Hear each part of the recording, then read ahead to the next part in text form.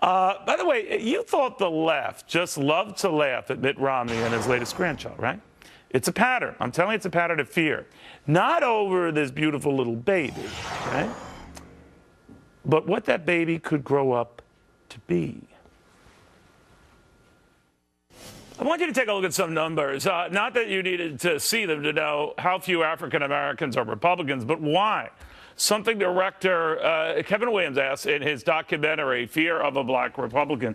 Very good to have you, Kevin, but there is something to this almost monolithic vote on the part of African Americans for the Democrat, no matter what. And it's consistent. How do Republicans break that? And why is that happening? Well, they have to start breaking through the culture. And because what happens in the African American community particularly, and other minority groups are picking up upon this and seeing what the Republican Party is doing with them, is they've made it to the point where if you're black, you're automatically considered a Democrat. And if you want to vote Republican, we talk to people who at Thanksgiving dinner won't even discuss politics because they're afraid of what will happen to their family. We've had people tell us that they lost long-time friendships, lifelong friendships, because they voted for either President Bush or decided they wanted to vote for Well, how do Romney. black Republicans feel they're treated in the black community? Pretty poorly. In other words, they're Uncle Toms, right? Uncle Toms, Aunt Thomasina's.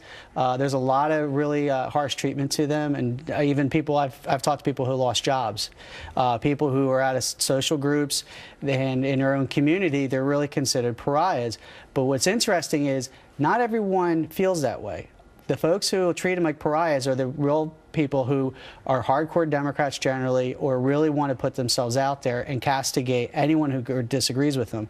What we found touring with the film and even making it, there are a lot of people, I would say 6 out of 10, that you can talk to. Local Republicans could do this, national Republicans, if they put the time, and they'll start changing minds. So a lot of it I always think is Republicans' fault too, because they don't take the time.